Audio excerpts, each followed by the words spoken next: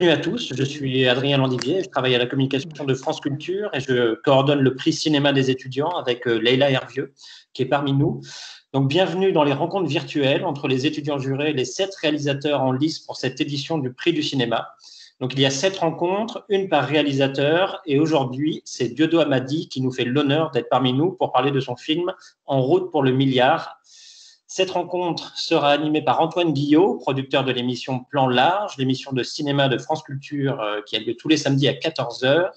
Et avant de vous et de leur laisser la parole, 3 petites choses. Merci de bien couper votre micro pour éviter les interférences entre tout le monde. Merci de bien couper également votre caméra. Comme ça, la seule personne que l'on verra en grand à l'écran, ça sera le réalisateur et l'animateur quand il parle et l'étudiant juré quand il intervient. Et justement, pour poser une question, alors c'est très simple, il suffit, on utilise comme pour la précédente rencontre, le système de lever la main. C'est dans la barre des tâches, il y a les 3 petits points, lever la main. Et du coup, vous apparaîtrez donc sur la barre latérale et Antoine Guillot, donc, qui anime la rencontre, vous donnera la parole. Aussi, dernière chose, cette rencontre, elle est enregistrée pour diffusion auprès des autres jurés qui n'ont pas pu se libérer et assister à cette rencontre. Donc, si vous ne voulez pas du tout apparaître à l'écran lorsque vous intervenez, quand vous posez votre question, coupez votre webcam en toute simplicité. Voilà, donc je laisse tout de suite la parole à Antoine Guillot et Dieudo Hamady. Merci beaucoup pour votre présence et à toi, Antoine. Si j'arrive à activer ça. Parfait, on t'entend, on te voit et je crois que Dieudo Hamady est parmi nous. Qu'il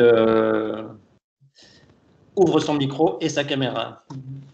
Je vous entends parfaitement, merci. Donc Antoine, je te laisse la parole. On a par contre du mal à entendre Antoine. Voilà, vous m'entendez là maintenant? Je vous entends. Oui, pardon, c'est toujours délicat, ces micros qui ne s'allument jamais. Donc bonjour Dieudo Hamady, bonjour à toutes et à tous. Je suis très ravi d'animer cette rencontre avec ce cinéaste qui nous a beaucoup impressionné au comité de sélection des films pour le prix. Ce film En route pour le milliard, il faut d'abord dire que c'est le premier film congolais de toute l'histoire à figurer dans une sélection officielle du Festival de Cannes, même s'il n'a malheureusement pas eu lieu, mais c'était la sélection de 2020. Et puis je peux annoncer dès maintenant que ce film va sortir en salle à l'automne, ce sera probablement en septembre. Il y a quelqu'un qui a son micro ouvert, on entend même la radio. Je ne sais pas si c'est vous, je crois que c'est vous, Philippe Aguet, qui avez gardé votre micro allumé. Voilà, alors donc je disais que le film allait, merci, probablement sortir à l'automne, en septembre, mais il y aura beaucoup d'avant-premières avant, en mai et en juin, si vous voulez en parler autour de vous, notamment dans un festival qui s'appelle Playtime, qui rassemble plusieurs salles de Loire-Atlantique autour du cinématographe à Nantes. Ça sera entre le 24 mai et le 1er juin. Alors ce film, c'est le 5e long métrage de Dieudo Hamady, si j'ai bien compris. En tout cas, c'est son premier à sortir en salle, même si on avait déjà vu des images filmées par vous, Dieudo Hamady, sur grand écran, des images qui documentaient la ville de Kinshasa dans un film formidable d'Alain Gomis, Félicité. C'était en 2017. Vous êtes né à Kisangani, la ville où débute En route pour le milliard. Vous y avez vous-même vécu la guerre des 6 jours, hein, cette guerre dont il est question dans le film. Vous aviez 15-16 ans à l'époque. Et puis vous avez entamé des études de médecine avant de vous tourner vers le cinéma. Vos films, on les a repérés dans de nombreux festivals et en particulier au cinéma du réel. Vous avez été récompensé à plusieurs reprises. Il y avait eu, avant les longs, il y avait eu un court-métrage qui s'appelait Dames en attente. C'était en 2009. Et vous filmiez des femmes qui étaient retenues avec leur bébé dans une maternité de Kinshasa. On les empêchait de sortir tant qu'elles n'avaient pas payé leurs frais d'accouchement. Et puis un premier long métrage en 2013 qui s'appelait Atalakou, qui filmait les élections du point de vue d'un personnage assez étonnant. C'était un pasteur qui avait des talents oratoires assez merveilleux. Il les vendait comme ça aux nombreux candidats aux élections. Ensuite, il y a eu Examen d'État en 2014 sur le système scolaire congolais. Et puis un film qui a fait beaucoup parler de lui, Maman colonel, en 2017, sur une femme, colonel de police, Honorine Mougnolet, si je prononce bien, qui lutte dans toute la RDC, et Dieu sait si ce pays est vaste, contre les violences faites aux femmes et aux enfants. Et puis enfin, votre dernier film en date avant En route pour le milliard, qui s'appelait Kinshasa Makambo, où vous suiviez là 3 jeunes militants contre l'annulation des élections par Joseph Désiré Kabila, c'était en 2016, et vous filmez notamment des manifestations extrêmement violentes qui s'étaient déroulées dans la capitale à ce moment-là. Autant de films, en tout cas, dans un pays où malheureusement ils peuvent pas beaucoup être montrés parce qu'il n'y a pas beaucoup de salles de cinéma. Je crois même, vous l'avez raconté, qu'ils ne sont pas très populaires, vos films, à cause de la réalité qu'ils renvoient au public. En tout cas, autant de films qui témoignent de votre désir de montrer la réalité précisément de la société congolaise dans une esthétique, on l'a vu dans ce En route pour le milliard, du cinéma direct, c'est-à-dire un cinéma sans commentaire, qui vient sans doute, vous nous le raconterez peut-être, de votre découverte pendant vos études du cinéma de Raymond Depardon et en particulier de 10e chambre, Instant d'audience. Alors, je vais arrêter de monopoliser la parole puisque c'est aux jurés de vous poser leurs questions, de partager avec vous ce qu'ils ont vécu en voyant votre film, mais on peut peut-être, pour initier la discussion, Diodo Amadi, revenir sur cette guerre des 6 jours parce qu'il en était déjà question dans Maman colonel, et En route pour le milliard, il me semble, découle directement de ce film. Allô, bonjour. Je crois que vous m'entendez. Très bien. Antoine, merci pour la question, Antoine. Effectivement, le projet d'En route pour les milliards a démarré lors de du tournage d'un précédent film, Maman colonel. J'étais à Kisangani à ce moment-là et j'étais en train de filmer de victimes de guerre et de sévices sexuels dans le bureau d'une femme dont c'était le métier, Maman colonel en l'occurrence. Et j'ai vu arriver un groupe d'éclopés et qui sont venus chercher la maman colonel pour parler de leurs problèmes. Et je me souviens, c'était assez frappant, hein, en tout cas déjà leur état physique, mais aussi le fait que ces gens-là, contrairement à beaucoup d'autres personnes de Kisangani et moi-même, ces gens-là n'avaient pas oublié cette guerre qui était assez vieille finalement, parce qu'à l'époque où j'ai tourné Maman colonel, on avait déjà fait 17 ans par rapport à cette guerre. Et donc, tout le monde avait oublié, y compris moi, et pourtant je l'avais vécu moi-même avec ma famille. Et ces gens-là étaient devant moi et eux, ils ne pouvaient pas l'oublier, tout simplement parce que cette guerre a laissé des traces sur leur corps. Et ça m'a fait un effet, et du coup, je me suis promis de trouver comment raconter cette histoire qui est aussi un peu la mienne. C'est ainsi que j'ai gardé contact avec certains membres de l'association, parce que j'ai découvert ensuite que c'était en fait de membres d'une association de victimes de la guerre des 6 jours. Et en finissant Maman colonel, j'étais dans ma tête en train d'essayer de voir dans quelle mesure ou comment approcher ces nouveaux sujets. Plusieurs mois plus tard, je crois que j'étais en Europe en train de finir Maman colonel. J'ai reçu un appel d'un de membres de l'association qui va me parler de ces projets de voyage entre Kisangani et Kinshasa. Et là, tout d'un coup, j'avais comme un déclic. Je me disais, voilà, si je veux faire parler de cette guerre, c'est le moment, parce que l'idée du voyage était assez séduisante. Et j'ai essayé d'en parler à des producteurs, à mes producteurs, des producteurs avec qui je travaillais, qui ont trouvé l'idée géniale. Et on n'a pas hésité à prendre l'avion à la première occasion pour se retrouver à Kinshasa, pour se retrouver à Kisangani. À ce moment-là, on n'avait même pas écrit le film, on ne savait absolument pas ce qui se passait. Je sais juste que quand je suis arrivé, le groupe pour lequel j'étais arrivé était déjà parti. Et je savais que c'était par plusieurs vagues, en fait, qui comptaient atteindre la capitale. Et donc, j'ai dû rester, je crois, plusieurs mois à Kisangani, le temps que les groupes soient prêts pour prendre les bateaux. Et à partir de là, l'aventure a commencé.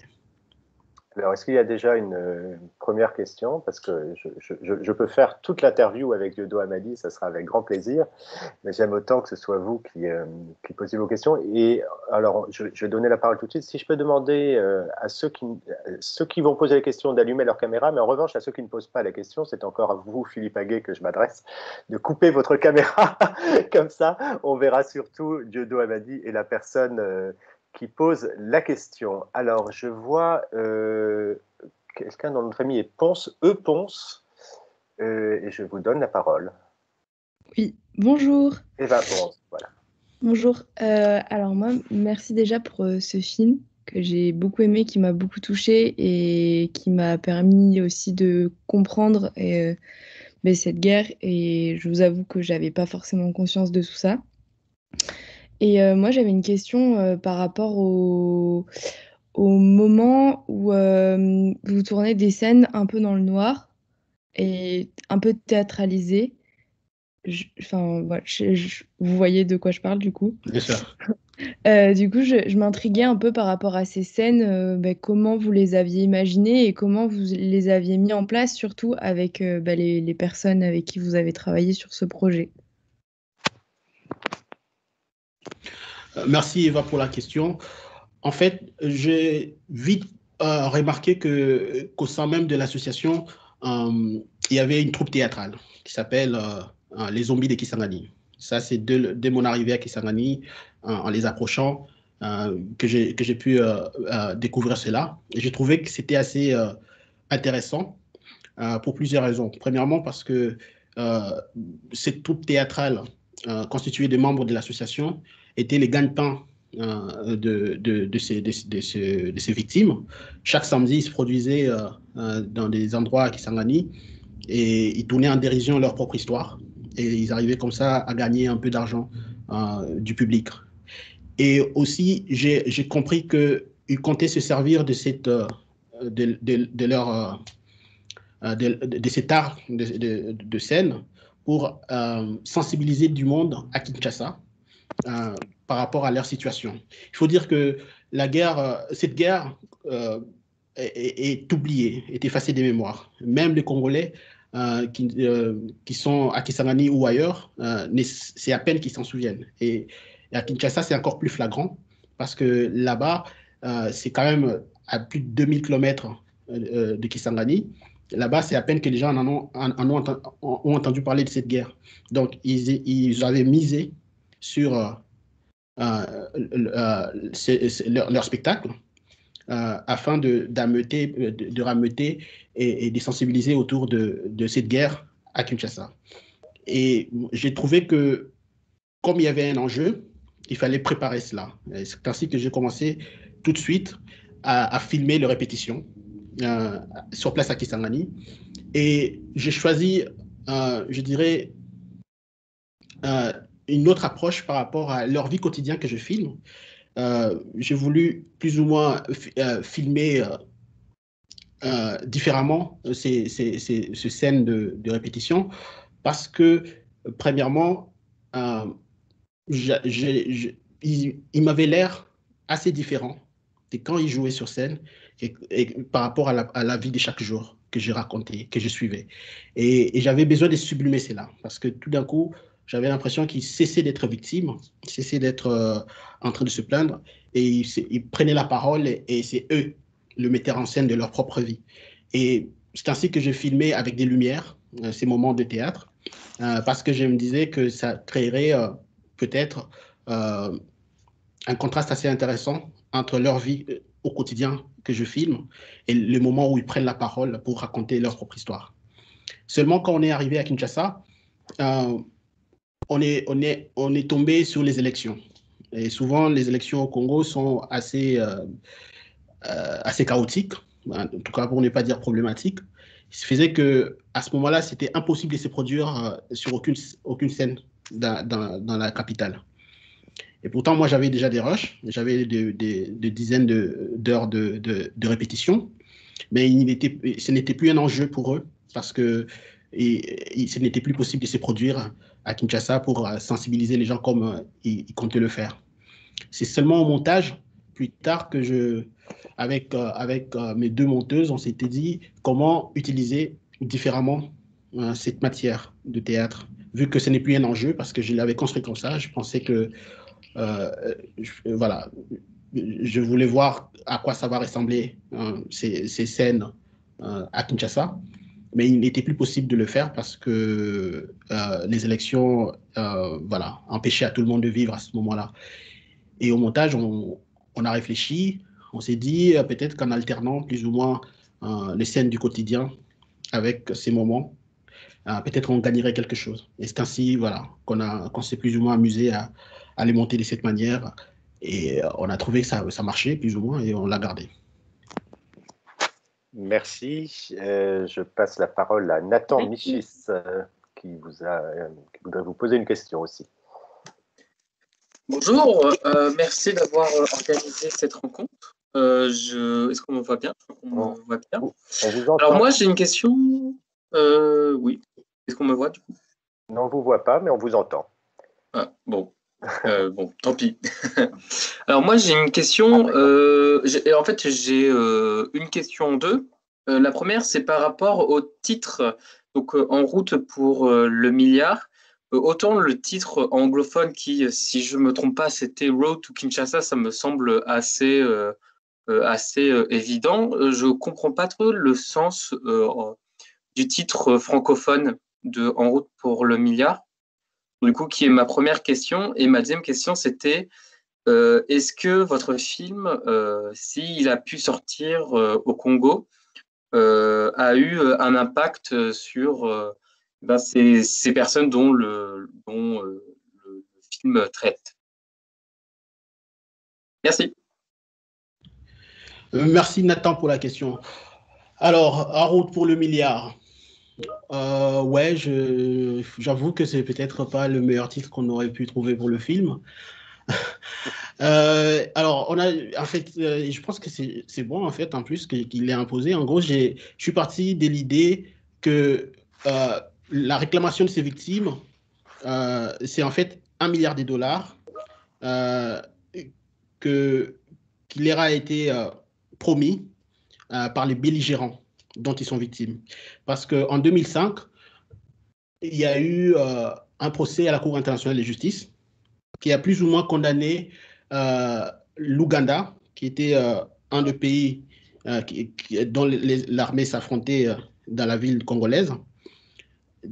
Cette cour a condamné l'Ouganda à réparer ces méfaits au Congo. Et d'après les négociations entre les deux pays, il y avait plusieurs milliards de dollars de dommages et intérêts pour des réparations multiples. Et dans cette somme, il y avait $1 milliard qui normalement devrait être reversé aux seules victimes de la guerre des 6 jours. Et dans tous les mémos, pendant les 20 ans qui viennent s'écouler, les victimes réclament ce $1 milliard. Et c'est ça qui les a amenés à Kinshasa en disant, voilà, on veut savoir où est-ce que ça en est, cette histoire de $1 milliard. C'est peut-être pas tout à fait clair dans le film, mais en gros, leur voyage, c'est plus ou moins pour réclamer ce qui leur avait été promis. Et ce n'est pas moins que $1 milliard. Et donc, je n'ai pas voulu aller plus loin, donc je me suis arrêté à ces titres à la fois un peu provocateur, mais ironique aussi, mais en même temps, c'est surtout parce que c'est ça leur combat, c'est pour ça qu'ils faisaient ce voyage, et c'était une façon de souligner aussi cette quête pour eux. Alors, l'autre question par rapport à... Est-ce que vous pouvez me rappeler l'autre question? Ma deuxième partie de question, c'était est-ce que le film, s'il a pu sortir au Congo, est-ce qu'il y a eu un impact sur les Congolais, sur du coup la population, enfin les victimes du coup Ouais. Alors, oui, ces films. Alors, par rapport à mes autres films, j'ai l'impression que il y a eu beaucoup de choses qui se sont passées, notamment depuis que le film a été labellisé Cannes 2020. À la sortie de ce film, il y a eu une espèce de buzz autour déjà du film, quand le film a été annoncé en sélection officielle de Cannes, mais aussi autour du sujet. Parce que ces sujets-là de la guerre des 6 jours, ça faisait plus de 10 ans qu'on n'en parlait plus. Et les gens ont cherché à savoir quel était ce premier film congolais à être labellisé Cannes ou sélectionné en Festival des Cannes. Et cela a créé, comme je disais, a fait beaucoup de bruit. Et depuis, beaucoup des événements se sont enchaînés pour le victime. Parce que quand moi j'ai arrêté de filmer, de tourner, plusieurs victimes sont restées à Kinshasa, à continuer à faire du porte-à-porte des autorités. Il y a eu des élections, des nouvelles autorités qui sont arrivées. Et juste après que le film soit sorti, en tout cas soit annoncé à Cannes, les autorités ont été chercher, trouver le membre de l'association qui traînait encore dans les rues à ce moment-là. Et elles ont donné à chacun des sommes assez importantes pour ce qu'elles sont. C'est que chacun des 15 membres de l'association qui étaient à ce moment-là à Kinshasa a dû recevoir autour de $3,000, ce qui n'avait jamais été fait avant. Ensuite, le sujet est revenu, si vous voulez, un peu dans l'actualité. Quelques mois plus tard, le Parlement a voté un budget d'$1 million pour, soi-disant, compenser, un tant soit peu, le manque à gagner de victimes pendant toutes ces années. Et tout récemment, les victimes ont reçu 500 000, les victimes en tout en fait, parce qu'on a délégué le ministre des Droits humains à Kisangani, où se trouvent toutes les autres victimes, et avec une enveloppe de $500,000. Et pendant ces temps, le Congo a décidé aussi de reprendre la procédure devant la Cour internationale de justice. Aujourd'hui encore, le procès est en cours, alors que ça faisait plus de 5 ans ou un peu plus que plus personne n'en parlait, il n'y avait plus rien, même au niveau de la Cour. Alors, le paradoxe, c'est que le film n'a pas suffisamment été vu au Congo. Déjà, d'une manière générale, c'est très compliqué de montrer des films au Congo, vu qu'il n'y a pas beaucoup de salles. Mais cette fois-ci, c'est aussi encore un peu plus par rapport à la pandémie qui nous a aussi touchés. Et du coup, je me réserve de dire dans quelle mesure c'est le film qui a entraîné tout ce que nous sommes en train d'observer pour les victimes depuis ces temps. Ce qui est avéré, c'est que il y a eu un buzz quand on a parlé du film au Festival des Cannes. Les victimes, encore sur place à Kinshasa, ont pu avoir, grâce à cela, un peu d'argent de la part du gouvernement. Mais depuis, ça n'arrête pas de continuer. Mais je ne pense pas que ça soit forcément par rapport au film. Mais en tout cas, le fait qu'on parle de ces victimes ou qu'on parle de la guerre des 6 jours, en soi, c'est déjà quelque chose d'assez positif. Merci beaucoup. Question de Salomé. Merci pour répondre à ma question. Salomé, sans nom de famille. Oui. Bonjour, déjà merci beaucoup pour ce film qui est hyper intéressant.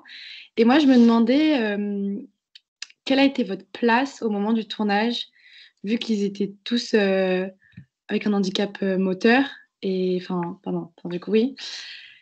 Et du coup, comment est-ce qu'ils n'ont pas perçu la caméra comme quelque chose de un peu voyeuriste? C'était un peu quelle était votre place? Merci. Oui, merci Salomé pour la question. Alors, ma place, c'est un peu, comme toujours, j'essaye souvent de gagner la confiance des gens que je compte filmer. C'est très important, c'est primordial. Il faut expliquer le projet aux gens et espérer qu'ils adhèrent. Parce que pour moi, faire un film documentaire, en tout cas dans ma façon de faire, se faire de film avec les gens. Pas forcément sur les gens. Donc, c'est très important que les gens me comprennent et qu'ils acceptent d'être filmés. Et seulement, ça ne se passe pas toujours comme on l'espère. et notamment dans le cas de ces projets, au début, j'avais du mal avec toute le membre de l'association. Il n'y en avait que certains qui avaient compris ce que je voulais faire, même s'il y avait un peu de méfiance, mais ils s'est laissé faire. Mais la plupart des gens dans l'association étaient assez suspicieux parce que c'est comme ça, les images valent de l'or, on ne sait pas ce que je vais faire avec ces images, est-ce qu'en plus je ne serais peut-être pas un intrus du gouvernement, parce qu'il faut dire que ce voyage, c'est la première fois qu'ils franchissent les pas, mais ce n'est pas la première fois qu'ils comptent le faire. Ils ont essayé plusieurs fois par le passé de faire ce voyage, et chaque fois, il est arrivé une fois qu'ils se sont fait débarquer de bateaux, parce que le service des renseignements était au courant, et des policiers sont rentrés dans le bateau, et on a remis tout le monde dehors. Et cette fois-ci, ils voulaient faire ça en cachette. C'est pour ça qu'ils sont partis par petits groupes. Et ma présence tombait mal parce qu'ils ne savaient pas trop si ce n'était pas un agent de plus du gouvernement pour faire capoter leur projet. Et donc, il a fallu être patient et faire le minimum. J'avais repéré quelques personnages intéressants et conciliants et je me suis appuyé sur eux dans un premier temps parce que finalement, le film, c'est aussi des histoires singulières, des histoires individuelles. Et comme je les avais, je me disais, bon, c'est déjà ça, et progressivement, peut-être, nos rapports vont évoluer. Et je pense que tout s'est détendu entre nous au moment du voyage dans le bateau. Et je pense que la plupart des gens avec qui on faisait le voyage a été touché par le fait que je prenne plus ou moins le même risque qu'ils prenaient dans ce bateau-là. Et on a frôlé beaucoup en fait, on est passé à côté de plein de problèmes, un peu comme vous avez vu dans le film. Et ça les a un peu, je pense, touchés de voir que finalement, si jamais il arrivait quelque chose, en fait, moi comme eux, on était plus ou moins littéralement dans le même bateau. Et c'est là, pour le plus sceptique, le plus méfiant, à partir de là, j'ai remarqué que, voilà, les courants commençaient à passer beaucoup mieux. Ils savaient, en fait, ils sentaient maintenant que j'étais vraiment de leur côté, que ce que je faisais n'était pas contre eux et que peut-être que même ça serait un atout de m'avoir dans ces combats. C'est ainsi que notre relation a évolué. Et moi, à chaque fois, comme souvent dans mes films, le plus important, c'est de garder leur point de vue. Dès le départ, ce que je voulais montrer, c'était, je voulais raconter leur histoire depuis leur point de vue. Et cela m'a aidé à ne pas me disperser, même quand c'était assez compliqué, notamment pendant la traversée et tout ça. Je savais qu'il fallait rester avec eux et voir, montrer plutôt comment eux ils réagiraient à tout ce qui se passe autour d'eux. Donc, voilà un peu comment nos rapports et comment j'ai pu trouver ma place, étant qu'individu déjà, mais aussi étant que cinéaste dans cette aventure.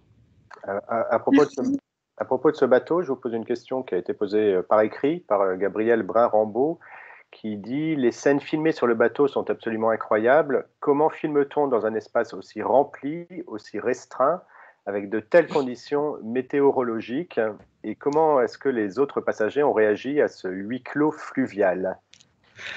Oui, alors, on s'adapte, parce que d'expérience, je pense que dans la pratique documentaire, surtout en cinéma direct, c'est toujours comment réussir. Parce que j'ai des retours de ma propre voix, c'est pas bizarre. Alors, donc, voilà, on n'est jamais on ne sait jamais dans quoi on peut tomber quand on fait un film documentaire. Ce bateau, c'était la première fois que je le prenais moi-même. Et il faut le dire, je pensais que c'était des vrais bateaux, mais en fait, c'est des embarcations, comme on l'a vu dans le film. Et il a fallu improviser. Premièrement, pour savoir comment on survit, il a fallu trouver des solutions pour recharger des batteries, mais aussi comment filmer les gens. Parce qu'effectivement, il s'est posé des problèmes de caméra pour les autres passagers. La caméra classique que j'avais ne passait pas. Il y avait tout le temps des objections, des choses qui m'empêchaient de travailler. Et j'ai dû improviser en prenant mon iPhone. Et la plupart des scènes des bateaux ont été filmées avec mon téléphone. Du coup, je passais pour d'autres passagers, pour un touriste, pour quelqu'un voilà, qui s'amusait. Et cela me permettait de travailler tranquillement sans être quitté. Donc, voilà, c'est ça en fait. Il fallait improviser à tout moment, chercher des solutions à chaque fois qu'un problème se posait. Et je pense que ce n'est même pas propre à ce film-là, c'est propre à la pratique documentaire. Il faut chaque fois se poser la question de où est-ce que je me place, qu'est-ce que je fais pour avoir la bonne distance et raconter l'histoire que j'ai envie de raconter. Donc, j'ai continué à improviser jusqu'au bout. Merci. Alors, nous avons une question d'Anatole Lefebvre qui a levé la main.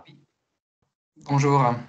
En fait, ma question, c'est plus, par exemple, quand j'ai lu le résumé du film, je me suis dit, ça va être un documentaire sur la guerre de Kisangani entre l'Ouganda et le Rwanda.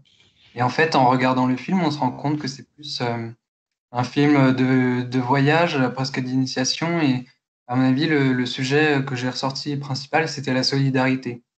De se dire à quel moment les gens sont solidaires entre eux, comment est-ce qu'on va chercher de l'aide chez un gouvernement. Et à votre avis, qu'est-ce que c'est les moments dans le film où les gens sont le plus solidaires? Merci pour la question, Anatole. Alors, je pense que c'était, et pour moi et pour le victime que j'ai accompagné, les moments cruciaux, c'était le moment dans le bateau. On a connu beaucoup de situations extrêmes, même pour les gens qui sont habitués à faire ces trajets-là. Ce qu'on a dû traverser était assez exceptionnel. Et c'est là, tout naturellement, à resserrer le lien. Et je pense que c'est même aller au-delà parce que je crois qu'il y avait une prise de conscience de la part de ces victimes par rapport même à l'état de leur propre pays. Parce que jusque-là, et ce n'est pas faux, elles se considèrent comme le plus marginalisé, le plus abandonné de toute la population. Et pendant ce voyage, je crois qu'elles se sont rendues compte que, en fait, tous les autres Congolais n'étaient pas aussi privilégiés, en fait, pas plus qu'eux, quoi. C'est qu'on était, je disais tout à l'heure, littéralement dans un même bateau. Parce que on était plus ou moins une vingtaine dans le cadre de ces projets de films, dans ce bateau, mais la barque était remplie de près de 200 ou plus de 200 personnes qui étaient des commerçants, de voyageurs, en fait, de toutes les couches de la population. Et tous ces gens-là n'étaient pas forcément des victimes de cette guerre. Et pourtant, on était dans la même galère, on voyageait dans des conditions aussi extrêmes. Et c'est là, je crois, leur a fait prendre conscience aussi du fait que, voilà, elles sont peut-être victimes, elles ont connu des horreurs, mais les autres Congolais, leurs propres frères, ne sont pas loin dans la même galère, plus ou moins. Et c'est là à relativiser, je crois, leur façon de voir les choses. Elle les a aidés à comprendre certaines choses. Et moi aussi, et eux par rapport à moi, et moi par rapport à eux, et entre eux aussi. Même s'il y avait des moments de crispation dans le groupe, mais souvent, c'était comme une famille. Chaque fois qu'il y avait à manger, on s'assurait que tout le monde pouvait manger, ainsi de suite. Donc, ces moments passés dans le bateau a naturellement resserré le lien. Merci beaucoup.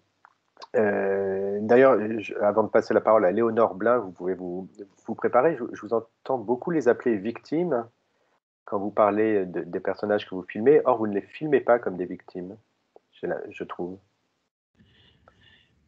Oui. Alors, déjà, je suis obligé de les appeler comme ça parce que c'est ça le nom même de leur association. C'est des victimes, l'association des victimes de la guerre des 6 jours. Mais vous avez raison de le dire. Euh, c'est vrai que après 3 jours passés avec eux, moi non plus, je ne les voyais plus comme des victimes. Et c'est ça que j'ai voulu aussi partager à travers ce film. Tout de suite, on avait en présence des êtres humains avec une rage de vivre, une dignité, une forme de dignité. Et cela était c'était très inspirant, même pour moi, étant congolais, de voir comment on peut être aussi dépouillé de tout, mais garder quand même une certaine forme de combativité, de dignité, d'humanité. Et ils m'ont ainsi amené à regarder au-delà des apparences et aussi à m'efforcer en faisant ce film à aller au-delà des apparences. Cette apparence-là, c'est pas effectivement simplement des victimes et j'avais besoin de montrer tous ces aspects de leur personnalité, de leur profil. Léonore Blin, c'est à vous. Bonjour, déjà je suis ravie de vous rencontrer. Félicitations pour votre film que j'ai trouvé vraiment passionnant. Ma question elle se porte sur la fin et sur la conclusion de votre film. Une fin de documentaire, c'est pas évident parce que vous savez jamais comment les événements vont s'enchaîner. Comment est-ce que vous avez su que vous aviez une fin? Est-ce que vous avez continué de filmer après sans savoir vraiment comment est-ce que ça allait conclure? Et puis aussi, est-ce que vous avez encore des contacts finalement avec les sujets de votre documentaire? Voilà, merci. Merci Léonore. Alors, j'ai appris très vite que, comme vous le disiez vous-même, hein, en fait, un film documentaire, on les quitte, on ne les termine pas. C'est que l'histoire de ces gens-là a continué. Et moi, à partir du moment où ça devenait redondant, entre guillemets, par rapport à ce que j'avais déjà filmé, c'est-à-dire les tournées dans la ville de Kinshasa, chaque fois c'était la même chose, les portes qui seraient fermées et tout ça. J'en avais filmé plusieurs fois et je voyais pas comment ça allait changer dans les jours ou dans les mois qui viennent. À partir de ce moment-là, je m'étais dit, voilà, ce que j'avais envie de raconter à travers ce film, en faisant ce film, voilà, je l'avais déjà et qu'il était temps pour moi de reprendre plus ou moins ma vie et de les laisser vivre leur vie. Et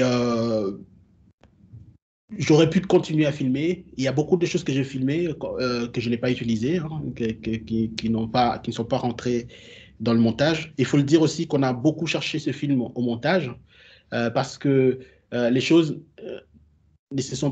on a l'impression, par exemple, pendant la traversée, qu'on a fait plus ou moins 1 semaine ou 2 semaines, mais en réalité, on a fait près de 2 mois sur le fleuve, avec énormément de problèmes. À Kisangani, c'est pareil. Je suis arrivé, je crois, le 4 juin 2018.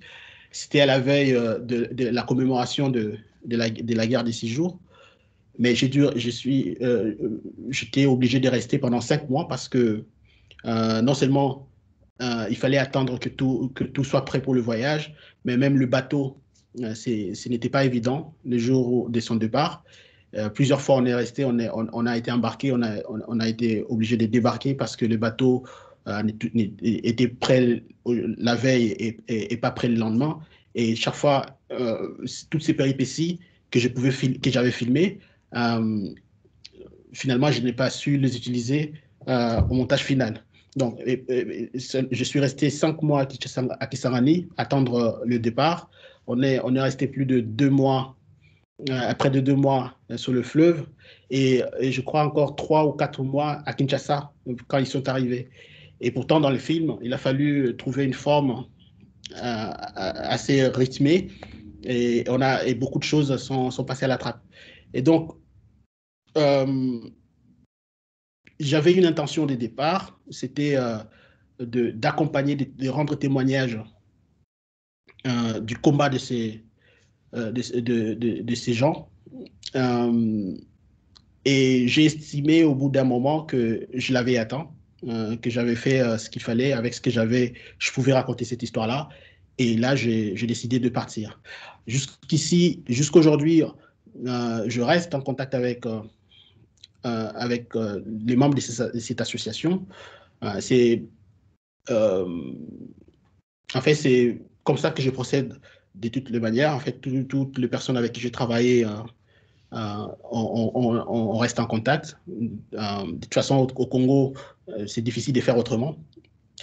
Et aujourd'hui, voilà, pour la petite histoire, ils s'écharpent un peu autour de la pactole que le gouvernement vient de leur octroyer. Donc, je suis au courant de tout, je garde contact avec la plupart d'entre eux et je continue à mener ma vie et j'espère pour eux aussi. Alors, j'ai deux questions à vous poser qui sont écrites, dont une à laquelle vous avez déjà répondu. Je ne sais si vous l'aviez déjà expliqué, mais je me suis demandé par quel biais avez-vous découvert l'association que vous avez filmée. Donc, on l'a dit en début de rencontre, ça a été lors du tournage d'un précédent film qui s'appelait Maman Colonel. Et puis, avant de donner la parole à Charlize Anguillet, vous pouvez vous préparer. Une question de Eda Uneur, pardon si j'écorche votre nom. J'aurais aussi une question par rapport aux scènes du voyage. C'est vraiment un moment à la fois de conflit, notamment avec la scène sur la nourriture, et de connexion sociale, les danses, les chansons qui m'ont réchauffé le cœur. Mais pensez-vous que les gens auraient aussi joué, entre guillemets, pour la caméra? Est-ce que vous sentez que certains de leurs comportements étaient mis en scène par eux-mêmes? Merci beaucoup. Allô? Est-ce qu'on m'entend? Oui, oui, très bien. Ouais. Alors, de toutes les manières, la caméra change toujours deux, trois choses chez les gens. Quand on le filme, et ça, je l'ai toujours vu plusieurs fois en faisant des films. Ce qui est particulier dans ce film-là, c'était le moment dont parle l'intervenant, c'est-à-dire pendant ce voyage-là, on avait vécu déjà 6 mois ensemble. On se connaissait, j'ai eu le temps d'amener plusieurs fois la caméra et de le filmer dans beaucoup de situations. Et je pense que c'est aussi un peu mon travail, justement, de faire en sorte que les gens puissent m'oublier. Je pense que on le réussit pas toujours, mais souvent, c'est pour ça que je travaille toujours quasiment seul, c'est que je prends un petit espace pour ne pas gêner et espérer ainsi se faire oublier. Mais on n'est pas à l'abri, effectivement, que de temps en temps, les gens essayent d'en faire trop ou moins, ainsi de suite. Et tout le travail, tout l'exercice, c'est de composer avec cette réalité et chaque fois d'essayer de débusquer la vérité, entre guillemets, de personnes qu'on filme, parce que souvent, quand on est dans des situations de la vie, et souvent quand c'est tendu, les gens ont plutôt tendance à s'oublier et à être eux-mêmes. Et parfois, et dans ma pratique, c'est ce que je recherche la plupart du temps. Je passe beaucoup de temps, même avec une caméra, en tournage, sans forcément filmer. Mais il arrive que, voilà, les gens s'oublient, il arrive que la situation soit au-dessus de quelques réflexes. Et à ce moment-là, moi, je profite pour essayer de capter des moments qui peuvent pas être inventés, qui peuvent pas être joués. Donc, à ce moment de voyage, surtout dans le bateau, il y en avait peut-être forcément, mais tout ce qu'on vivait et tout ce qu'on avait traversé jusque-là faisait en sorte que même pour le plus, comme je disais tout à l'heure, même pour le plus méfiant, il y avait un peu du relâchement. Parce que je faisais partie du décor, j'étais là, et on ne pouvait pas être 24 heures sur 24 à faire attention à ce que je faisais avec ma caméra autour. Et cela m'a permis de travailler assez librement. Merci. Je passe donc la parole à Charlize Anguillet. Bonsoir, vous m'entendez? Très bien. Oui. Bonsoir, donc merci beaucoup pour ce film déjà. J'avais plusieurs questions, mais elles ont déjà été posées. Vous avez très bien répondu. Il y a une chose qui m'a vraiment, on va dire, perturbée ou que je n'ai pas vraiment comprise dans le film, c'est peut-être les scènes de théâtre, et je voulais savoir si elles avaient, si elles avaient une signification particulière, ou alors elles étaient métaphoriques, ou elles avaient peut-être été faites en amont du film ou avant. Enfin, je veux dire, comment vous les placez dans le film et quelles sont leurs significations, tout simplement. On y a déjà un peu répondu. Ah, désolée, je suis arrivée en retard, du coup, je n'avais pas vraiment pu rattraper. Mais peut-être, d'ailleurs, j'ai une autre question à ce propos, comme ça, si vous voulez y revenir, Diodo. Dorian Merten qui nous dit que l'assemblage dans le film de ces scènes théâtrales lui a fortement évoqué les agencements semblables de Nagisa Oshima dans Nuit et brouillard au Japon. Alors, je ne sais pas si c'est un film que vous avez en référence, mais voilà.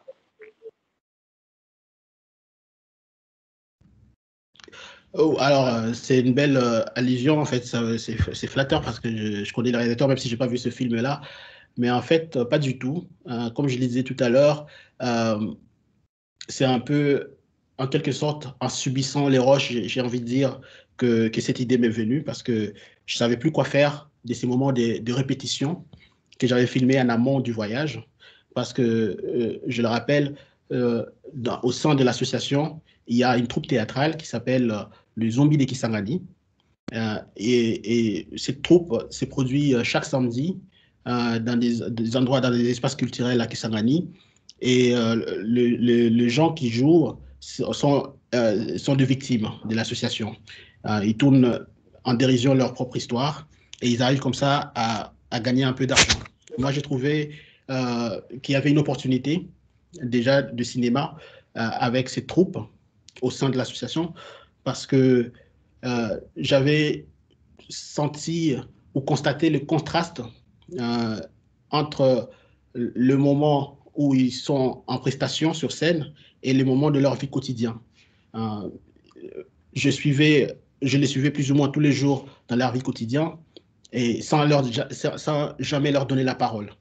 Je suivais leurs actions et comment ils subissaient plus ou moins la vie et tout ça. Tandis que sur scène, ça devenait des acteurs de leur propre vie et c'était un espace de parole. Et même ce qu'ils arrivaient à dégager sur scène était assez différent de ce qu'on pouvait ressentir, on pouvait voir dans leur vie au quotidien. Et donc, j'ai senti déjà qu'il y avait lieu d'utiliser cet aspect de leur vie de cette manière. Mais aussi, il y avait un enjeu avec le théâtre, c'est qu'ils comptaient en faire un instrument, un outil de sensibilisation une fois arrivé à destination à Kinshasa. Malheureusement, cela n'a pas été le cas parce qu'en arrivant à Kinshasa, on est tombé sur les élections présidentielles et c'était compliqué de faire à ce moment-là des productions dans toute la ville parce que là, il y avait tellement de tensions, on était dans une ambiance de guerre civile et rien ne pouvait se faire à ce moment-là. Pourtant, j'avais déjà des dizaines d'heures de rush, de répétitions que j'avais filmées en amont. Et au montage, on a résolu de le monter de manière alternative au moment de quotidien que j'avais filmé. Donc, c'est un peu ça l'idée. C'est vrai que j'ai aussi filmé ça, en tout cas les moments de répétition, je voulais un peu, entre guillemets, les sublimer pour marquer la différence avec les côtés un peu bruts du quotidien que je captais un peu hein, comme ça se présentait. Alors que là, j'avais la caméra posée, j'avais plusieurs fois participé, en tout cas assisté aux répétitions. J'avais repéré des histoires qui m'intéressaient et j'ai eu envie d'utiliser la lumière, en fait, la scénographie classique d'une scène, de sorte à créer une rupture visuelle entre le moment filmé en cinéma direct et ces moments plutôt posés sur scène. Donc voilà un peu comment m'est venue cette idée et comment j'ai pu exploiter le théâtre dans le film. Merci. Nous avons une question de Julie Fabiani qui a levé la main. Oui, bonjour. Merci beaucoup pour votre film. J'avais 2 questions. La première, c'est sur vos choix esthétiques, c'est-à-dire que au-delà du fait que ce soit un sujet très porteur, un film engagé et la volonté d'un témoignage, je trouve aussi que c'est un film très beau pour un documentaire qui se veut si réaliste. Et donc, je voulais savoir comment vous qualifieriez vos grandes lignes esthétiques. Est-ce que vous les aviez en tête dès le départ ou est-ce qu'elles sont venues lors du montage? Première question. Et ma seconde question concerne les financements. Comment vous avez financé votre film? Est-ce qu'ils étaient difficiles à trouver? Alors, pour la première question, c'est vrai que j'avais des idées plutôt vagues sur la traversée. Je me disais qu'il y aurait peut-être pas mal de plans assez beaux à faire pendant le voyage. Mais c'était tout. C'est que je ne savais pas plus ou moins vraiment à quoi m'attendre, comme je le disais un peu plus tôt. Et il a fallu à chaque fois improviser. Et tant mieux, en fait, les couchers de soleil et tout ça, je crois que c'était plus ou moins acquis parce que je me disais, voilà, sur le bateau, le fleuve et tout ça, ça va pas louper. Et du coup, je me suis un peu lâché de ce côté-là. En fait, je voulais filmer au maximum sans forcément avoir une idée particulièrement artistique ou je dirais une esthétique assez claire à faire. Non, tout ça a été trouvé au montage en regardant les rushs, après avoir trouvé plus ou moins le récit du film, la structure. Alors on s'est amusé à mettre des beaux plans parce que ça reste du cinéma. On voulait aussi en même temps, voilà, montrer plus ou moins ce qu'on a pu rencontrer aussi pendant le voyage, mais sans plus que ça. Et par rapport au financement, alors là, c'est le moment de rendre un peu hommage à mes producteurs, même si en ce moment, on ne s'entend pas trop bien. Parce qu'ils ont vraiment été assez réactifs. C'est très rare parce que, comme je le disais au départ, le projet, il fallait absolument arriver à temps pour ne pas louper le voyage. Quoique, en arrivant, le groupe que je voulais filmer était déjà parti. Mais j'ai quand même fait pression pour être en mesure de faire ces voyages très vite, d'être au moment de la commémoration de la guerre à Kisangani. Et mes deux producteurs ont été assez réactifs, compréhensifs. On n'avait limite pas de projets, on n'avait même pas écrit les projets. Et pourtant, ils m'ont donné de quoi aller en repérage, filmer et enchaîner sur le film directement. Après, le montage financier s'est fait progressivement. Et on n'a pas eu beaucoup de mal, heureusement, je vais dire heureusement, à trouver, à faire financer. Déjà, on n'avait pas besoin de beaucoup d'argent, heureusement, comme on était déjà parti sur le projet. Et le fait que j'avais fait d'autres films avant a sans doute aidé pour financer ce film-là. Et quand j'ai commencé à envoyer quelques éléments visuels du film, cela a contribué à faciliter les choses en termes de financement. Donc, on a financé ce film un peu différemment de mes autres films parce qu'on l'a fait, je dirais, après coup, plus ou moins, ou alors en faisant le film, en chemin. Donc, voilà.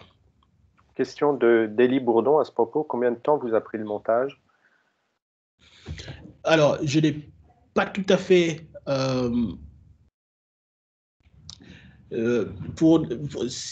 alors, je sais qu'on a fait le montage par 2 grosses sessions en deux blocs et à tout mettre ensemble autour de 3 mois, je crois, plus de 16 semaines, entre 16 et 18 semaines. D'accord. À présent, une question de Romain. Romain qui n'a pas de nom de famille, mais qui est Romain qui a levé la main.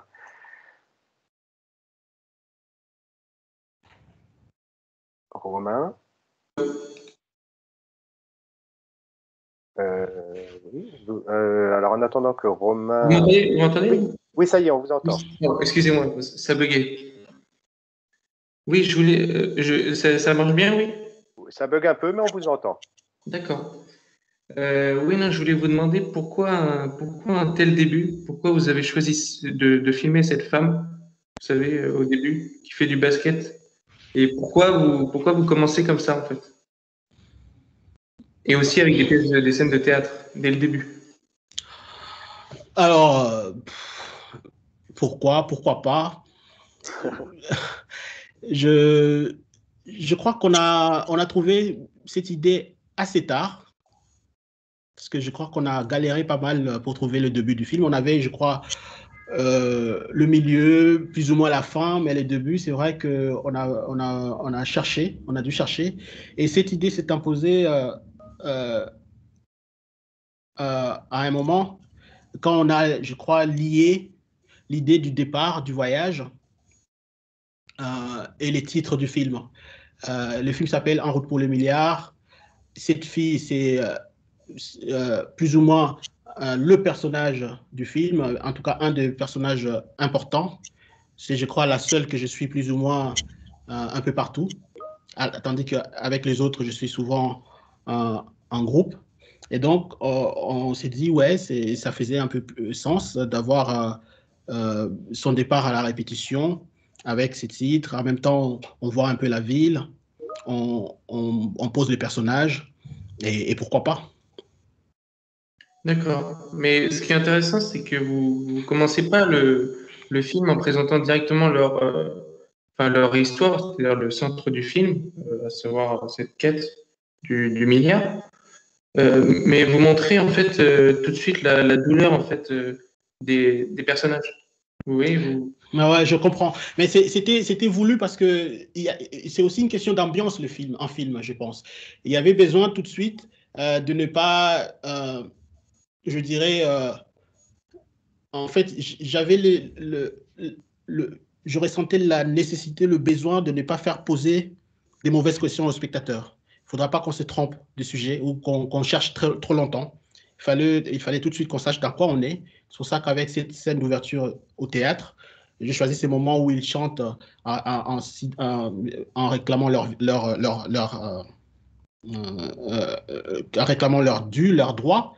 Et même si on n'a pas tout compris, je me disais que au moins l'ambiance est donnée, le ton est donné. Il s'agira bien d'un film un peu difficile, en fait, qui va parler forcément de quelque chose d'assez dramatique. Et donc, c'est ça qui a orienté mes choix, je pense. d'accord. Ok. Merci beaucoup. Merci à vous. Merci. Question de Gaël Robert. Oui, bonjour. Je suis ravie de pouvoir vous rencontrer. J'avais une petite question concernant le moment où les victimes manifestent devant, je crois, le Congrès. On voit que vous êtes plusieurs fois empêchés de filmer. Je voulais savoir si ça vous était arrivé plusieurs fois, si vous avez eu à des moments peur, et si, par exemple, il y a des choses que vous n'avez carrément pas pu filmer et que du coup, on ne peut pas voir dans le film. Alors, dans ce film, j'ai eu peur. C'est rare que ça m'arrive, mais j'ai eu peur, mais pas par rapport aux policiers, parce que souvent, parce que j'ai quand même l'habitude de faire des films, ça fait plus de 10 ans que je le fais, surtout au Congo. Quand vous êtes dans des grandes villes, quand il y a des altercations avec les forces de l'ordre et tout ça, bon, vous n'êtes pas à l'abri d'une balle perdue ou d'une bavure, mais souvent, voilà, il y a toujours un moyen de s'en sortir et de ne pas et de limiter le dégât. Le plus, ça devient dangereux quand c'est dans un endroit isolé, quand c'est à l'abri de regards, quand il n'y a pas beaucoup de monde et tout ça. Et ça, c'est compliqué. Souvent, je n'aime pas filmer dans ce genre d'endroit. Mais si j'ai eu peur en faisant ce film, c'est pendant le voyage, dans le bateau. On a connu beaucoup de problèmes, mais il y en avait un en particulier qui m'a même, je dirais, tétanisé, qui m'a empêché de filmer parce que je ne savais pas comment on allait faire pour s'en sortir. Les moteurs avaient lâché, on était au milieu, à un endroit du fleuve qui s'appelle qu'ils appellent Chénal. En fait, à cet endroit-là, sur le bord, il y a des grosses pierres. Et les bateaux, normalement, doivent naviguer seulement au milieu. et faire tout pour éviter les bordures du fleuve. Et là, nous, on n'avait plus de moteur et les bateaux s'est mis à tournoyer sur lui-même et il commençait à dériver en fait.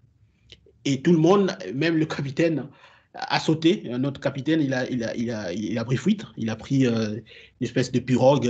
Il a dit, je vais aller chercher l'essence, le carburant et je reviens. Mais en fait, il n'est plus jamais revenu. Et pour beaucoup de gens, parce que j'étais plus ou moins alerte pour savoir ce qui se passait, pour comprendre, et quand j'ai senti la panique au sein même de l'équipage, et certains qui m'ont soufflé que c'était un mauvais signe que les capitaines puissent partir parce que ça ne se fait pas, et ainsi de suite. Alors là, j'ai senti vraiment qu'on était mal barré et je ne savais même plus quoi filmer. J'avais la caméra et je me demandais, on n'avait même pas des gilets de sauvetage, on ne savait rien et on ne savait même pas si ça allait s'arrêter. C'est à ce moment-là que j'ai eu quand même un coup de frayeur, mais à Kinshasa, j'ai l'habitude d'affronter entre guillemets, affronter, parce que ce n'est pas vraiment de manière frontale, je dirais, mais il n'y a pas de loi qui empêche n'importe qui de filmer une institution. Et moi, je me basais là-dessus. Donc, j'étais au Parlement, dans la rue, par exemple, n'importe quel Congolais a le droit de filmer. Mais cela n'empêche pas que certains éléments de police vous tombent dessus, mais ça fait partie de choses et moi, sur ce coup-là, je n'avais pas peur. Je ne voyais pas pourquoi non plus ils allaient m'interdire de filmer et c'est pour ça que j'ai continué à filmer malgré tout. Merci beaucoup. Je passe la parole à Chloé Monange. Bonjour, est-ce que vous m'entendez bien? Très bien. Parfait. J'avais deux questions, moi. Une première question sur le montage dont vous avez beaucoup parlé déjà avant, c'est comment est-ce que vous avez fait le montage? Comment est-ce que vous avez choisi les plans? Est-ce que vous avez préféré la cohérence du récit ou plutôt certains plans que vous vouliez à tout prix mettre parce que fort, parce que beau ou d'autres raisons? Et ma deuxième question serait sur le tournage. Vous avez dit que vous suiviez plusieurs personnes pendant le film. Comment est-ce que vous avez choisi les personnes que vous suiviez? Est-ce que ça se faisait pendant le tournage même? Est-ce que vous avez tout le temps la caméra sur le dos et vous faisiez votre choix après? Ou est-ce que vous coupiez parfois la caméra juste pour profiter de l'instant sans caméra ou parce que vous disiez que là, il n'y avait pas vraiment d'intérêt? Alors, je vais commencer par la dernière, ce qui m'est resté en tête. Moi, je passe beaucoup de temps en tournage. En l'occurrence, là, je crois qu'on a traversé une année sans forcément être tout le temps en train de filmer. Il y a eu beaucoup de sessions de tournage pendant tout ce temps. Mais pendant cette période, je n'ai pas ramené plus de 80 heures de rush. J'aime bien passer du temps avec les gens. J'ai mes idées, mes intentions, je sais ce que je cherche. Et parfois pas, mais seulement, je ne filme pas tout. Et je préfère filmer, entre guillemets, utile. Ça ne m'arrive pas souvent, je me trompe d'ailleurs trop souvent, mais je dégaine, entre guillemets, ma caméra que quand je pense que c'est possible que j'utilise ou que je sente qu'il se passe peut-être quelque chose qui peut servir le film. Autrement, je n'ai pas de mal à passer 5 heures, voire une journée, et ramener à la maison juste 10 minutes ou voire moins d'éléments filmés, quoi. Donc, ça c'est assez courant dans ma façon de faire. Et la première partie de la question, j'ai oublié, excusez-moi. Il n'y a pas de souci. Ma question était au niveau du montage. Comment vous montez? Est-ce que vous préférez favoriser la cohérence du récit ou plutôt est-ce qu'il y a certains plans que vous voulez à tout prix mettre dans le film et donc vous essayez de vous arranger en fonction de ça? Ah oui. Alors, je ne sais pas si vous faites déjà de films. Moi, je croyais que j'étais déjà immunisé par rapport à ce qu'on... Je crois qu'on a même théorisé ce qui arrive aux réalisateurs par rapport à leur rush, au montage. Parce que souvent, on est amené à se débarrasser ou à se passer de séquences qu'on juge fortes ou qu'on aime seulement pour le besoin du film. Et moi, je suis passé par tous ces étapes pendant le montage parce que j'avais des séquences ou des situations ou même des plans que je trouvais réussis pour ne pas dire plus. Malheureusement, quand on était en train d'essayer de chercher le film, en tout cas de trouver une cohérence dans la structure, ces plans ou ces séquences ne rentraient pas. Et les choix, la plupart des temps qu'on a fait, on l'a fait en fonction de ces critères-là. Donc, on voulait vraiment rendre cohérent le récit. On voulait que le film raconte quelque chose. Et tout ce qui ne rentrait pas dedans ou tout ce qui alourdissait le rythme ou nous sortait un peu de ci ou de ça, avec beaucoup de mal, j'avoue, mais on était obligé de s'en débarrasser. Donc, c'est vraiment ce qui nous a guidés pendant le montage et c'est un moment assez douloureux. Et pour l'autre question, par rapport aux personnages, ça me revient, je les ai choisis d'emblée par rapport à leur façon de m'accueillir aussi. Parce que je disais tout à l'heure, j'avais au début du mal à m'intégrer pour beaucoup de raisons. Certains avaient peur de se faire infiltrer par un agent du gouvernement. D'autres pensaient que je venais filmer pour aller prendre de l'argent à leur place et tout ça. Ce qui a fait que je n'étais pas accepté très facilement, tout de suite. Il y avait quand même certains, notamment la fille qu'on voit dans le film, Sola, et le président, qui, eux, m'ont accepté très vite. Et tout de suite, j'ai eu la chance de découvrir que c'était en plus des personnes, en fait, des personnages très intéressants, de par leur histoire et de ce qu'ils incarnaient. Et donc, je me suis attaché à eux et je n'ai pas eu du mal ensuite à m'ouvrir à tout le reste du groupe. Merci beaucoup. Alors, j'ai plusieurs questions posées par écrit à vous poser. Je vais un peu les regrouper. Une question sur vos influences. Bravo pour votre film, c'est Theo Sorensen qui l'écrit. Une question assez large, quelles sont vos influences dans le documentaire direct? Jean Rouch, Chris Marker. Quel réalisateur vous a le plus inspiré en termes de montage, musique, cadre ou autre? Et quelqu'un qui rebondit sur ma présentation évoquant Raymond Depardon. Nous avons évoqué au début de la rencontre Raymond Depardon et je voudrais poser alors ma question en 3 temps. Avez-vous été plutôt sensible à son œuvre cinématographique ou photographique? Quelle est votre dette au cinéma vérité, en plus de Depardon, ce qui recoupe la question d'avant? Et pourquoi avoir finalement choisi le cinéma vérité au lieu d'un film de fiction ou un autre style documentaire? Et ce qui va encore avec une troisième question qui complète ça. Qu'est-ce qui distingue, ça c'est Julie Fabiani qui le demande, qu'est-ce qui distingue votre film d'un documentaire journalistique selon vous?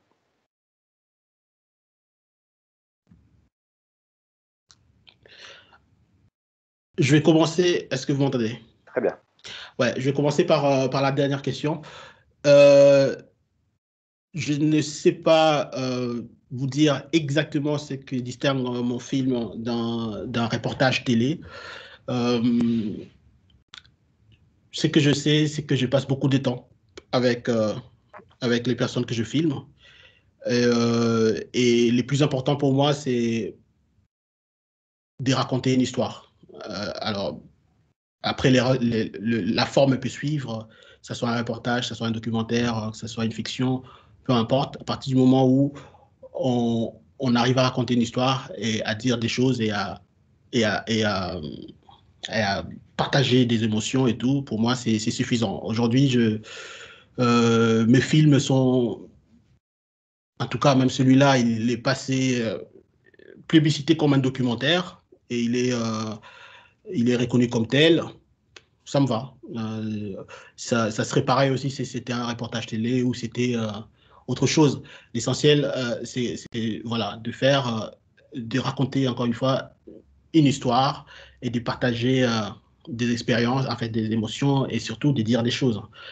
Et je crois que j'ai dit des choses et j'ai passé du temps avec ces personnes-là et on a, en tout cas, ne serait-ce que par rapport au Congo, pour les gens qui ont vu le film, on a réussi à faire parler d'une guerre déjà oubliée il y a de cela 20 ans. Et pour moi, c'est déjà suffisant.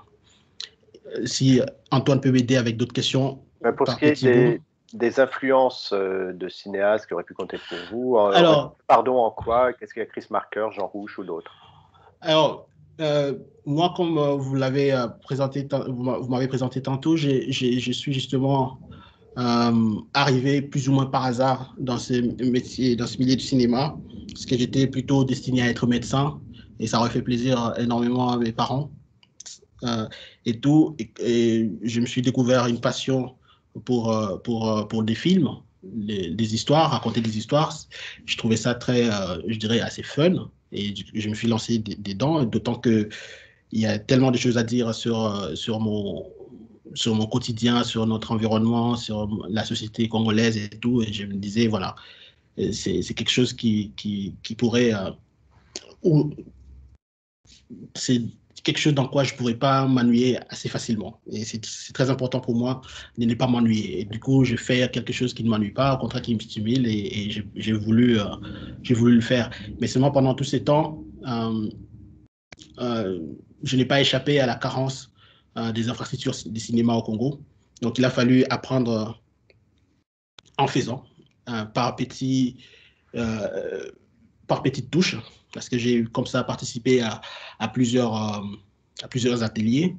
C'est comme ça que je me suis forgé une certaine, je dirais, en tout cas, j'ai pu découvrir des films de réalisateurs, des films d'auteurs auxquels je n'avais pas accès. Hein. Tout ça, c'est arrivé alors que je suis déjà cinéaste. Je faisais déjà des films, et c'est alors que j'ai découvert par curiosité d'autres œuvres. Et c'est vrai que j'en ai trouvé qui m'ont inspiré. Et parfois même, j'avais l'impression que mon travail ressemblait à d'autres pratiques, alors que je n'avais jamais vu ça avant, ainsi de suite. Mais c'est vrai que le déclic pour moi, c'était vraiment lors d'un atelier à Kinshasa en 2007 ou 2008, quand j'ai vu la 10e chambre, instant d'audience des Raymond Despardons. J'étais assez frappé par la simplicité du dispositif. Un peu naïvement, hein, je me disais que si je ne voyais pas la caméra bouger, par exemple, je n'avais pas des commentaires, personne ne me racontait les films, et pourtant j'ai passé par beaucoup d'émotions. Et je me disais, s'il y a quelque chose que je peux faire dans le cinéma et qui peut me paraître accessible, c'est cela. C'est que je pouvais aussi faire d'autres formes de documentaires, mais je ne me sentais pas apte à les faire. Et pour moi, j'ai trouvé que poser une caméra quelque part, choisir évidemment le meilleur endroit pour la poser, cette caméra, et capter la réalité qui se passe autour, était plus accessible que faire autrement. C'est ainsi que je me suis lancé. Vraiment, c'est à ce moment-là que je me suis lancé, parce que je me disais, enfin, je trouve un dispositif qui va me permettre de m'exprimer plus facilement. Et pourquoi le documentaire? Encore une fois, c'est parce que c'était accessible, c'est moins cher. Et à l'époque, quand j'avais fait mon premier film, et il m'a fallu qu'une caméra empruntée et mon idée à la base. Donc, on ne se posait même pas les questions de chercher l'argent ou de comment le trouver. Tout ça est arrivé vraiment tard. Et c'est grâce au festival où le film, en tout cas mes premiers films ont été montrés, et on était agréablement surpris de l'intérêt que ça suscitait, et que petit à petit, on a été remarqué, et que finalement les producteurs s'y intéressaient, et qu'on commençait à monter de manière classique les projets de films. Mais au tout début, c'était quasiment instinctif, de manière instinctive, que je me lançais dans un projet.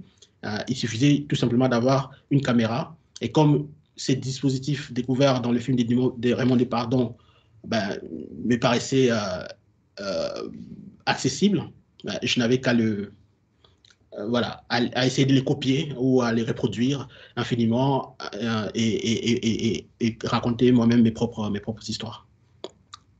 Merci. Une question de Thalisa Langlois qui a levé la main. Alors, oui, bonjour. Est-ce que vous m'entendez bien? Très bien. Alors déjà, merci pour ce film et merci pour cette rencontre organisée. Alors, donc c'est un film qui m'a beaucoup touchée. Vous parliez tout à l'heure du fait qu'au début, il y avait peut-être un manque de confiance ou un certain, parfois des questionnements de la part donc, des personnes que vous filmiez sur vos intentions, etc. Je voulais savoir du coup, est-ce que après, donc j'imagine qu'ils ont visionné le film, quelle a été leur réaction? Est-ce qu'ils ont aimé la manière du coup dont vous les avez montrés? Est-ce qu'ils ont été non pas touchés, mais voilà, est-ce qu'ils ont aimé la manière dont vous avez montré leur quotidien, leur vie et leur combat? Merci beaucoup pour la question. Alors, je montrais le film, pas vraiment la version la plus aboutie, mais une de version finale. J'ai montré à l'équipe, en tout cas à ceux qui sont restés à Kinshasa après le tournage, parce que moi j'étais parti pour le montage et la post-production, et j'étais revenu à un moment donné et je leur ai montré le film. Pour tout vous dire, je crois que c'est le moment du bateau qui les a beaucoup marqués. Et pour le reste, j'avais l'impression que c'était limite ennuyeux, ou voilà, ils étaient insensibles à cela, mais on est resté longuement à discuter, à parler sur ce qu'on a vécu ensemble pendant le voyage, et sans plus. Et on n'a pas non plus pu avoir une discussion comme je l'aurais espéré sur l'intérêt d'avoir fait ce film. Même si effectivement il y a quelqu'un qui m'a dit quand il sortira, il faudra qu'on ait un DVD, une copie pour commencer on va s'en servir pour nos actions et tout. Mais ça n'a pas porté plus à autre chose que l'intérêt de se voir ou le plaisir de se regarder. Et peut-être, comme je le disais, par rapport à ce que nous avons failli connaître pendant la traversée, voilà, il y a un coup d'émotion là, un coup d'arrêt pour parler, voilà, et regarder un peu avec les reculs. J'avais l'impression qu'ils étaient un peu émus par rapport à ça. Mais pas plus que ça, malheureusement, ou heureusement, je ne sais pas. Merci beaucoup. Merci. On arrive lentement vers la fin de cette rencontre, mais il y a encore beaucoup de questions. On va en prendre 3, dont celle de Noé Cotensin, qui patiente depuis un certain temps. Bonjour, oui, mais moi, en fait, c'était pour rebondir sur une question qui avait été écrite dans la discussion par rapport à la dimension politique du film. Est-ce que vous définissez votre film comme un film politique Poétique ou politique? Politique. Politique, ah. Oh. Il y a même une question qui, effectivement, était une seconde question de Charlize Cotensin qui demandait: est-ce que vous étiez un cinéaste militant? Alors, pour le coup, c'est plus simple pour moi de répondre à cette question. Non, je ne crois pas que je sois un cinéaste militant. Je pense que c'est simplement difficile de venir d'un pays comme le mien, de faire du cinéma dans ce pays-là et de parler d'autre chose que des drames qu'on vit au quotidien.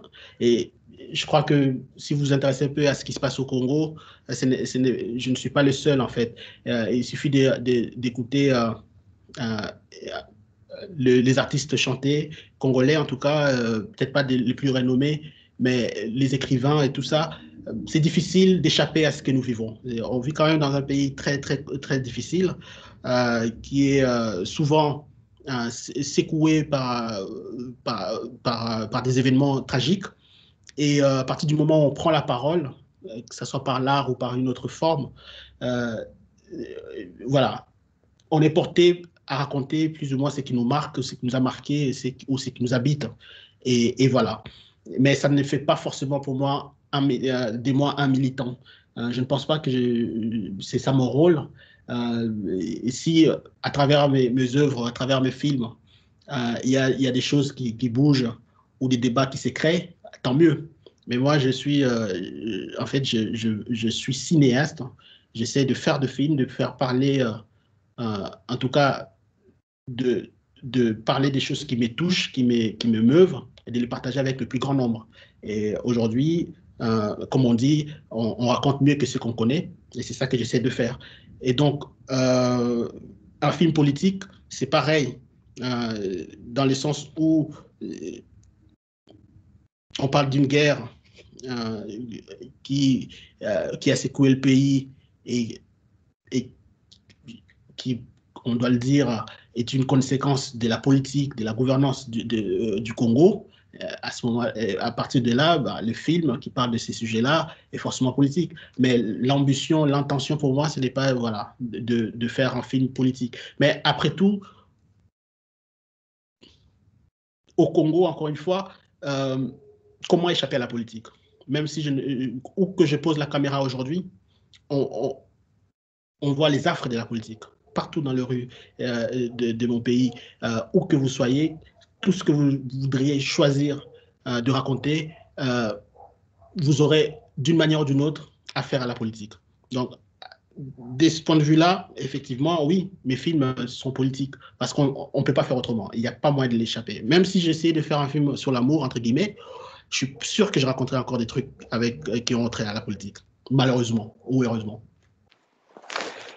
Merci. Alors, Charlize Anguillet a encore sa main levée, mais je ne sais pas si elle est encore avec nous, si c'était la question effectivement du militantisme qui était posée. Je vais donc donner... Oui oh, pardon, oui, je suis là.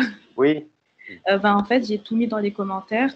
Cette question, c'était surtout d'abord pour savoir si le film en soi était considéré comme un film humaniste ou militant ou politique.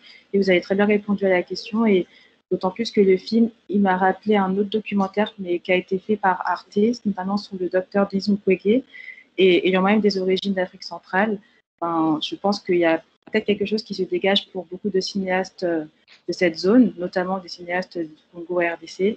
Et c'est pour ça que je voulais vous poser cette question. Et effectivement, c'est assez difficile maintenant de se distinguer de cette partie politique en tant que cinéaste, même, j'ai envie de dire, africain. Et c'était à peu près ça, et je voulais vous remercier pour cette œuvre en général.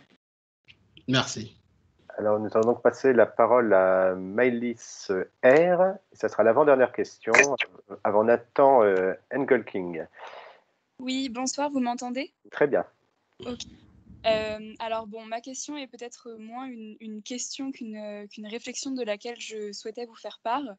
Le cœur du film est consacré à la traversée du fleuve, que l'on sait périlleuse et difficile. Mais au-delà de ça, dans votre film, on voit aussi beaucoup de plans qui mettent en avant en fait, les difficultés de la vie quotidienne de ces victimes. On les voit chuter, avoir des difficultés à monter les marches, etc.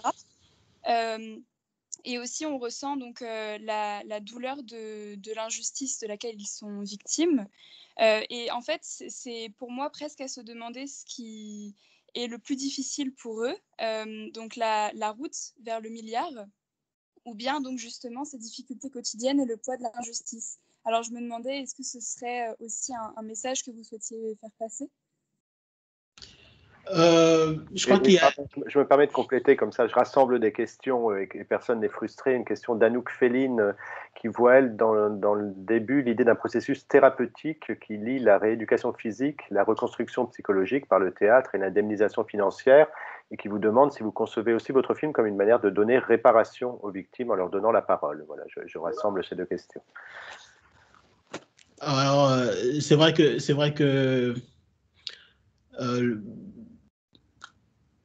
pour un seul film, il y a plusieurs visions. C'est clair, c'est que tout le monde voit beaucoup de choses et ça vous étonnerait peut-être que moi-même, je les découvre dans des commentaires. Souvent, je découvre mon film à travers des analyses et des critiques et tout ça. Et parfois, ça fait vraiment chaud au cœur parce que je suis ce genre de cinéaste qui n'est pas toujours très conscient de ce qu'il raconte, de ce qu'il arrive à mettre sur la place publique. Mon idée, elle était très, très simple au départ. Je voulais, à travers ce film, raconter cette épopée, entre guillemets, montrer le courage de ces gens, leur résilience et cette dignité dont ils font preuve dans toutes ces adversités, dans tous les drames qu'ils ont connus. Et il y avait quelque chose d'universel dans leur quête. Et je pensais que c'était important nécessaire même d'en parler et de témoigner de ça. Après, comme je le disais, il y a toujours ce désir aussi de faire un film, de faire du cinéma.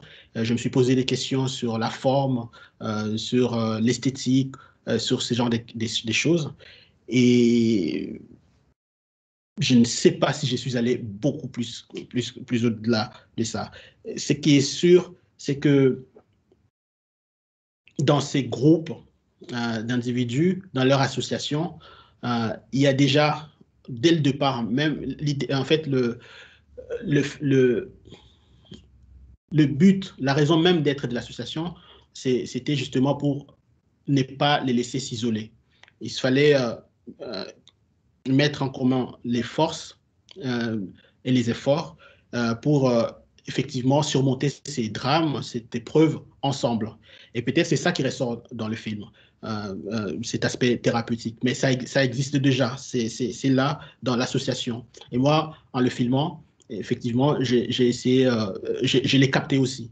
Mais le but n'était pas cela. Le but n'était pas faire un film thérapeutique. Je ne sais même pas comment on le fait, ce genre de film, ou de les essayer à quoi que ce soit.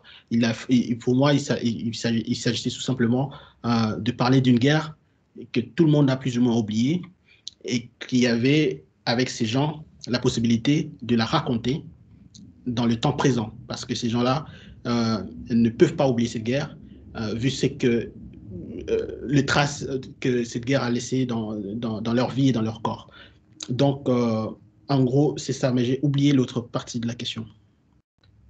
C'était la première question de Charlize, qui était plus un ressenti d'ailleurs par rapport à ça. Comme vraiment, excusez-moi, on arrive sur la fin de cette rencontre, je vais donner très vite la parole à Nathan Angel King. D'accord. Et Élie Bourdon s'est rajouté sur la fin, donc on va essayer d'être un peu bref et on y arrivera à tenir dans les temps. À vous, Nathan.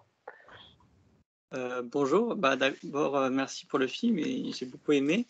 Et j'avais une question, c'est pas forcément sur votre film finalement, mais plutôt votre position de réalisateur congolais. On voit notamment, je me souviens d'un film l'année dernière qui s'appelait System K, qui était sorti en France. Et je voulais savoir, vous, votre avis sur ces réalisateurs européens qui venaient faire des films, des documentaires en Afrique. Et vous, votre position par rapport à ça? Moi, je suis... en fait, je soutiens ces regards, notamment pour le film System K que j'aime beaucoup. Je trouve qu'il y a des choses que nous, on peut voir, dont on peut parler, que beaucoup ne peuvent pas. Et à l'inverse, il y a des choses que nous, on n'arrive plus à voir, on n'arrive plus à sentir et que les gens de l'extérieur peuvent mieux le raconter que nous. Et pour moi, voilà, c'est de la complémentarité, il n'y a aucun souci là-dessus. Okay.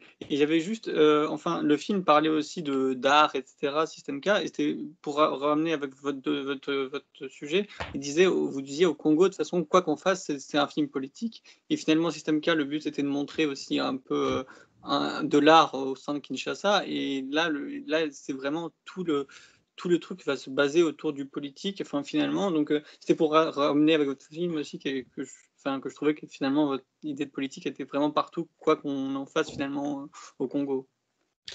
C'est vrai, ces films-là aussi le confirment, c'est que à partir du moment où vous posez votre caméra dans une rue de Kinshasa et vous choisissez un sujet, même si vous essayez de l'éviter, vous serez obligé de revenir à la politique. C'est comme ça. En fait, la prouesse aujourd'hui serait de raconter des histoires au Congo sans faire allusion à la politique. C'est vraiment de l'ordre de l'espoir. Mais j'y parviendrai peut-être, mais pour l'instant, j'y arrive pas encore.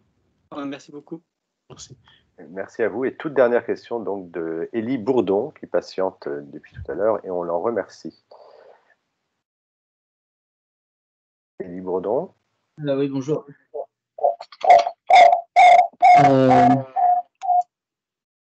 Du coup, j'avais deux questions, mais en fait, comme avant, en fait, on était plus sur votre film, je les ai pas posées au début parce que je pensais que c'était pas le sujet, parce que c'était pas directement sur votre film, c'était plus sur vous, sur votre carrière. Donc j'avais deux questions. Une qui rejoignait une question précédente. Pensez-vous passer par les films de fiction aussi dans le futur?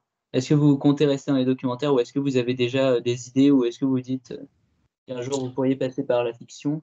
Et une deuxième question, c'est que j'avais vu en fait que vous aviez fait une courte formation en France à la FEMIS. Est-ce qu'elle vous a aidé? Est-ce que ça vous a éclairé ou est-ce que ça, enfin, qu'est-ce que ça a apporté aussi enfin, pour vous comme cinéaste, voilà.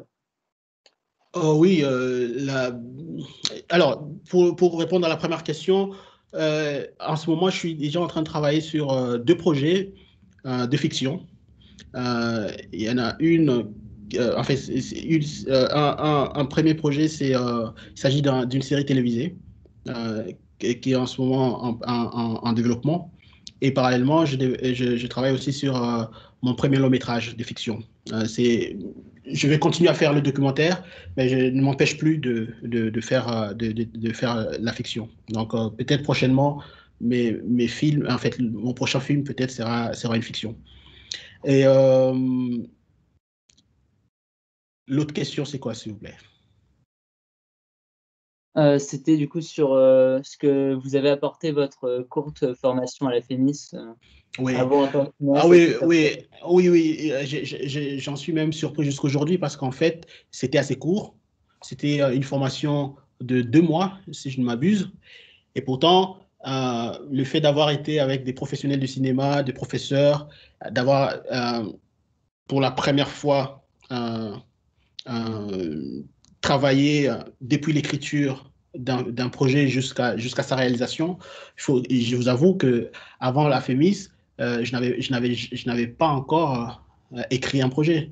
Et c'est grâce à cette formation que j'ai, pour la première fois, réussi à écrire un projet. Et c'est même dans le cadre de cette formation que j'ai rencontré ma première productrice, qui va produire Examen d'État plus tard. Et sur comprendre comment ça fonctionne dans le financement, dans le processus d'écriture et tout ça, c'est grâce à ces passages à la FEMIS. Donc et aujourd'hui, ça s'éprouve. Hein, tous les jeunes réalisateurs congolais qui sont arrivés après moi sont passés par là. Et chaque fois, vous voyez la différence entre le moment où ils sont arrivés et quand ils en repartent. D'accord, merci beaucoup. Et je voulais juste ajouter que j'avais beaucoup aimé votre film. Voilà. Merci. Merci. Merci, je crois que c'est le cas de toutes celles et ceux qui ont assisté à cette rencontre. Et merci à toutes et à tous d'avoir posé ces questions passionnantes. Merci à vous, Dieudonné Hamadi, d'y avoir répondu. Et donc, on a hâte de découvrir vos prochains films. On aura l'occasion de nouvelles rencontres, j'espère. Ça marche. Merci. Au revoir. Merci, au revoir. Merci à tous pour tous ces échanges et merci beaucoup Dieudonné Hamadi, merci Antoine Guillot pour l'animation et bien sûr à tous les étudiants jurés pour leurs questions. La prochaine rencontre elle a lieu demain, vendredi à 18h et ça sera avec Hassen Ferrani pour 143 rue du Désert qui est donc en lice pour le coup de cœur des jeunes ACID France Culture. Merci pour tous, merci pour tout, merci à tous et à demain. Au revoir.